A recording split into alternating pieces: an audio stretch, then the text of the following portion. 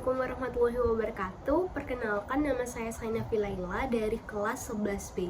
Di sini saya akan membacakan cerita pendek buatan saya sendiri yang berjudul Pembunuhan di Endways, bergenre misteri, dan cerita ini saya buat terinspirasi oleh kebiasaan diri saya. Halaman pertama, malam yang sial. Pada malam itu, aku berniat untuk makan di restoran yang mewah. Aku berjalan menelusuri kota London sambil mencari restoran berbintang 5. Malam itu, aku sedang sial. Setiap restoran yang kudatangi, semuanya penuh. Sebenarnya, itu salahku karena tidak memesan meja terlebih dahulu. Setiap kali aku mendapat kesialan, aku selalu berpikir bahwa ini adalah balasan atas perbuatanku yang fatal. Apakah deduksiku pernah membuat kesalahan? Apakah aku pernah membuat orang yang tak bersalah berhadapan dengan kapak memenggal? Kurasa setiap orang memiliki kesalahan dan penyesalan terpendam yang tak bisa dilupakan seumur hidupnya. Dan tugasku adalah membuat mereka mengakuinya.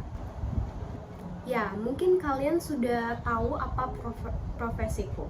Aku adalah Arthur Marceline, seorang detektif swasta. Aku memiliki darah Prancis, meskipun sebenarnya aku adalah orang Inggris. Ibuku berasal dari Prancis dan ayahku adalah orang Inggris. Mereka menikah dan tinggal bersama di London. Malam yang menyedihkan. Aku kelaparan seperti seorang gelandangan. Sungguh, rasanya aku ingin memakan orang-orang yang kulewati di jalan. Hingga pada akhirnya, aku menemukan tempat makan kecil yang sederhana. Endways namanya.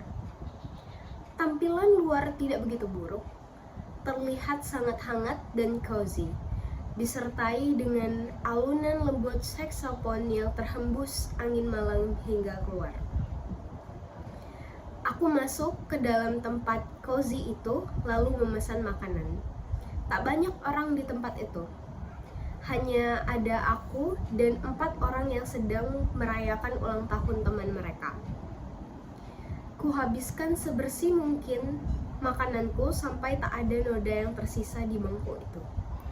Aku minum sebentar sambil mengobrol dengan seorang pelayan muda yang cantik. Aku mengantuk. Aku lapar, lalu kenyang, dan setelah itu mengantuk.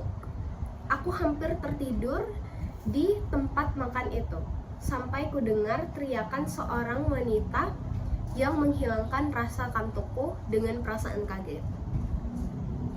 Ketika aku mendekati wanita itu, aku melihat seorang pria terbaring di lantai. Aku memeriksa nadi pria itu dan berkata, "Terlambat. Dia sudah meninggal," kataku. Lalu aku mengendus-ngendus bau pria itu. "Panggil polisi. Dia mati keracunan sianida." Akhirnya, para polisi tua berjanggut itu tiba. Kujelaskan situasinya kepada inspektur. Kuminta dia agar menyuruh petugas forensik untuk memeriksa kado serta barang pribadi milik para tersangka dengan harapan salah satu dari barang mereka terdeteksi racun. Petugas melapor, tidak ada satupun baik barang maupun hadiah para tersangka, makanan dan minuman yang ada di atas meja sama sekali tidak terdeteksi racun sianida. Bahkan tubuh bagian luar Mr. John juga tidak terdeteksi racun. Jalan buntu, gumamku datar. Aku keluar mencari udara segar. Angin malam yang berhembus kencang membuatku kedinginan. Aku berjalan di sekitar tempat makan itu. 4, mungkin seharusnya 3 mobil milik para tersangka terparkir di depan tempat makan itu. Kuintip ke dalam mobil itu satu persatu. Aku tidak tahu siapa saja pemiliknya. Yang pasti, aku harus melihat isi keempat mobil itu. 4 mobil itu berwarna hijau, silver, hitam, dan merah. Mobil hijau membawa tas golf, mobil silver membawa plastik berisi air, mobil hitam membawa alat pancing dan jarum suntik, dan mobil merah membawa baju belanjaan. Kucatat penemuan baruku itu. Sudah cukup udara malam ini, saatnya aku kembali. Aku bertanya pada para tersangka warna mobil mereka. Mobil hitam, Mr. Yon, mobil silver, Mrs. Mary, dan mobil hijau, Mr. Paul, dan mobil merah milik Mr. John. Aku mulai menaruh kecurigaan terhadap seseorang. Kecurigaanku beralasan, tapi tidak memiliki bukti. Dan aku kesulitan menyusun teori. Aku menginterogasi para tersangka dan hasilnya percuma. Tiba-tiba, sesuatu terbesit di benakku. Kulihat Anda membawa jarum suntik, Mr. Young, kataku. Ya, saya membawanya, balasnya. Apakah ada orang lain yang masuk ke mobilmu? Masuk. Dia berpikir sebentar. Seingatku, tidak ada.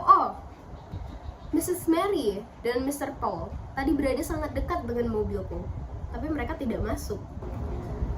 Apakah kau pernah mengalami hal aneh baru-baru ini? Apakah suntikan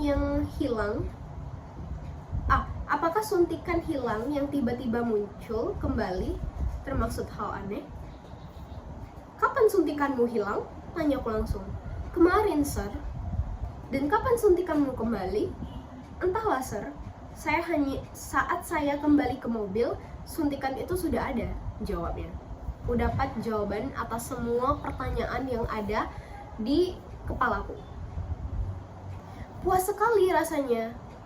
Kupanggil semua orang, inspektur dengan detektifnya, dan ketiga para tersangka. Bersiaplah, inspektur, akan ada pertunjukan deduksi malam ini, kataku.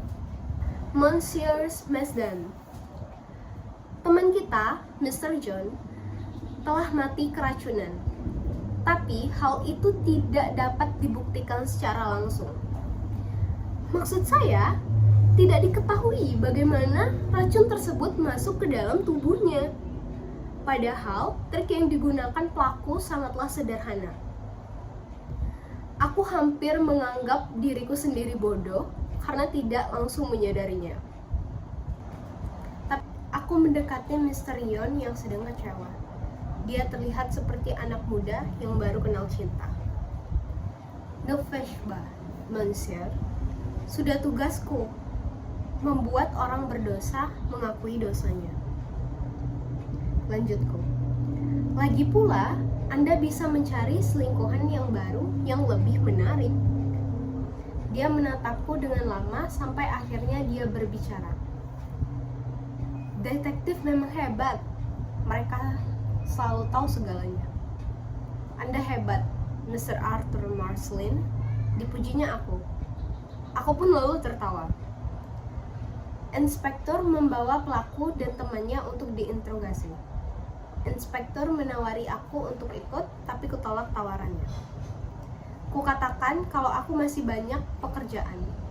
Dia lalu mengucapkan terima kasih padaku dengan girang. Kau mirip sekali dengan ayahmu, selalu sibuk. Dia tertawa.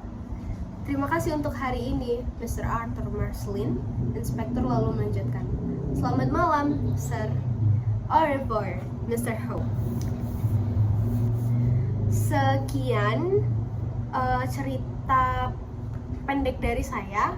Mohon maaf apabila ada kesalahan ketika saya membacakan cerita ini. Saya akhiri. Wassalamualaikum warahmatullahi wabarakatuh.